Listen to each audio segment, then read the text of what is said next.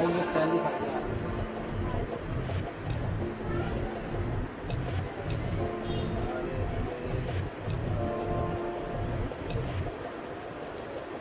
علیکم اسٹوڈنٹس، آج ہم اپنے قاطع دویم کا اردو قواعد میں پڑھیں گے اسم معرفہ۔ اسٹوڈنٹس کیا پڑھیں گے؟ اسم معرفہ۔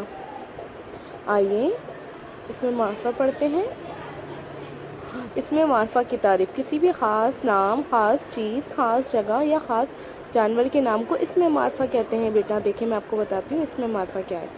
میں نے اس سے پہلے اس میں نکرہ پڑھائی تھی، جو کسی عام نام تھا، عام چیز کا نام، عام جگہ کا نام، اور یہ ہے خاص نام، خاص چیز کا نام، خاص جگہ کا نام اسم معرفہ کہلاتا ہے، جیسے کہ شالیمار، غالب، قرآن مجید، امریکہ وغیرہ۔ اسٹوڈنٹس، ہر وہ خاص چیز کا نام، خاص چیز جگہ کا نام، خاص جانور کا نام کیا کہلاتا ہے؟ اسم معرفہ۔